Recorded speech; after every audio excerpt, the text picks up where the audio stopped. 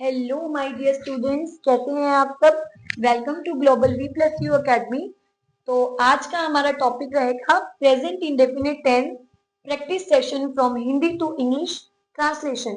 अगर आप हमारी ऐसे ही वीडियोस को लाइक करेंगे और शेयर करेंगे तो आपको फॉलो करना पड़ेगा हमारे चैनल को, जिसका नाम है शालिनी गिरधर मैथ्स एजुकेशन। तो अभी जाइए और सब्सक्राइब कीजिए न्यू नोटिफिकेशन वीडियो के लिए। तो are you ready to learn और practice for present indefinite tense? Start.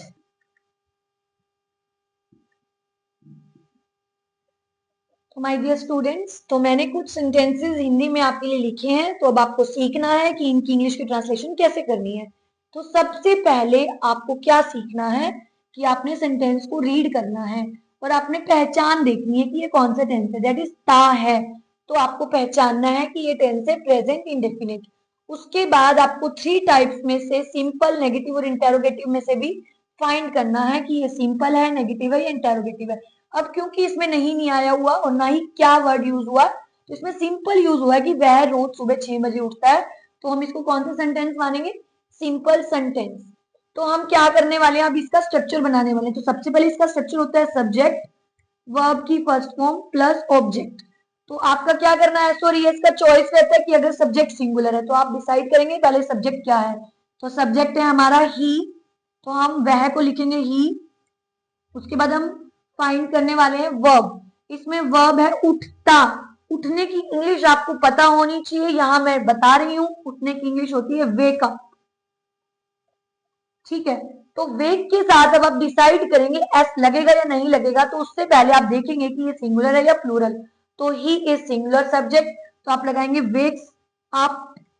वह रोज सुबह 6 बजे वेक्स अप 6 o'clock, 6 बजे, रोज सुबह 6 o'clock इन द मॉर्निंग, सुबह में। और क्योंकि वो कह रहे हैं रोज, तो रोज की इंग्लिश आपको लास्ट में लगाना है, दैट इज डेली। ये एक्स्ट्रा वर्ड है तो आप इसको लास्ट में लेंगे। That is your English to Hindi, sorry Hindi to English translation. Okay, I hope you got it. Next is क्या तुम रोज स्कूल जाते हो। तो इसमें शुरू में क्या यूज हुआ है? क्या। क्या वर्ड यूज हुआ है? क्या। क्या के लिए क्या लगेगा? इंटेरोगेटिव। इंटेरोगेटिव का स्ट्रक्चर क्या होता है? इंटेरोगेटिव का स्ट्रक्चर होता है सबसे पहले आपको लगाना है हेल्पिंग वर्ब, फिर लगाना है सब्जेक्ट, वर्ब की फर्स्ट फॉर्म प्लस ऑब्जेक्ट। आपको रिमाइंड करवा रही हूं कि इसका रूल क्या है। ओके, तो हेल्पिंग वर्ब क्या लगती है इसमें आपको रिमाइंड करना है। हेल्पिंग वर्ब लगती है डू और डज। जिसको पता है वो पहले से ही सेंटेंस मेकिंग करना शुरू कर दे। तो डू और डज में से लगेगा क्या? अब यहाँ पे आप सब्जेक्ट देखेंगे, सब्जेक्ट है तुम। तुम किसके साथ लगता है? तुम इज प्लूरल। प्लूरल के साथ हमने लगाना है डू और सिंगुलर के साथ लगाना है डज। तो इसमें हम शुरू में क्या लगाने वाले? डू। फिर लगाने वाले सब्जेक्ट। तुम की इंग्लिश होती है यू, डू यू। अब नेक्स्ट सेंटेंस बनेगा स्कूल जाते हो। तो वर्ब क्या है? वर्ब है जाना। जाने की इंग्लिश होती है गो, डू यू गो, और गो के साथ लगता है टू। गो टू, कहाँ जाते हो? स्कूल जाते हो। तो आपने लगाना है स्कूल। और क्योंकि इसमें भी रोज आया है तो रोज की इंग्लिश लास्ट में लगाएंगे डेली। तो क्या लगेगी? डेली। एक चीज नहीं भूलना है, क्योंकि ये इंटेरोगेटिव सेंटेंस है तो आपको लास्ट में लगाना है क्वेश्चन मार्क। आप कैसे पूछेंगे सामने वाले से? Do you go to school daily? क्या तुम रोज स्कूल जाते हो? तो आपको बोलना भी आना चाहिए, स्पीकिंग भी आनी चाहिए और आपको ट्रांसलेशन भी आनी चाहिए। नेक्स्ट सेंटेंस की प्रैक्टिस करते हैं। वह रोज साइकिल नहीं चलाता है। तो इसमें नहीं शब्द यूज हुआ है। नहीं शब्द बताता है कि ये टाइप कौन सा है? नेगेटिव। नेगेटिव है तो उसका स्ट्रक्चर लिखेंगे subject plus helping verb plus note. तो उसके बाद क्या लगेगा? वर्ब की फर्स्ट फॉर्म प्लस ऑब्जेक्ट। तो इसमें सब्जेक्ट फिर से वह यूज हुआ तो वह की जगह पे ही लगाएंगे। अब आप डिसाइड करो ही के साथ हमने डज लगाना है या डू लगाना है। तो ही इज सिंगुलर तो हम लगाएंगे डज, फिर नेक्स्ट नॉट, और फिर वर्ब चलाने की। इसमें साइकिल चलाने की इंग्लिश वॉक, चलने की इंग्लिश वैसे तो वॉक होती है लेकिन इसमें चलना नहीं है, इसमें चलाना है किसी चीज को। जब भी हम किसी चीज को चलाते हैं तो उसको बोलते हैं drive. He does not drive bicycle. किसको चलाता है वो? बाइसिकल। और रोज की लगानी है डेली।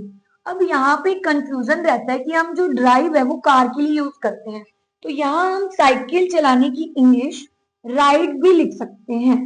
मोस्ट ऑफ केसेस में राइड ही लिखा जाएगा, ड्राइव हम कार के लिए यूज करेंगे। तो आपको ध्यान रखना है कि जब हम घोड़े की सवारी करेंगे तब भी हम राइड ही यूज करेंगे, ठीक है, और ड्राइव हम कार के लिए यूज करेंगे। तो he does not ride bicycle daily, या एवरीडे भी लिख सकते हैं कि हर रोज वो हर दिन साइकिल नहीं चलाता है। नाउ नेक्स्ट सेंटेंस इज क्या तुम रोज नहाते हो? तो ये डेली सेंटेंस है, सभी इसको यूज भी करते हैं, तो ये इंटेरोगेटिव में आएगा क्योंकि यूज हुआ है क्या। तो क्या वाला स्ट्रक्चर मैं पहले लिख चुकी हूँ, दैट इज पहले हेल्पिंग वर्ब फिर सब्जेक्ट। तो सब्जेक्ट इसमें है तुम, तो अब आप खुद ही बताइए जिसको टेंस समझ में आ चुके हैं, तो मैं डू लगाऊं या डज? तो इसमें लगेगा डू, डू यू। अब ध्यान रखेंगे कि जब भी नहाने का केस होता है तो उसमें हम लेने का काम करते हैं, लेना मतलब take. Do you take bath? तो नहाने के केस में टेक बाथ लेना है, वर्ब जो यूज होगी वो टेक और बाथ, नहाना, नहाना के साथ हमेशा टेक यूज होता है, टेक बाथ। एवरीडे भी लिख सकते हैं और डेली भी लिख सकते हैं।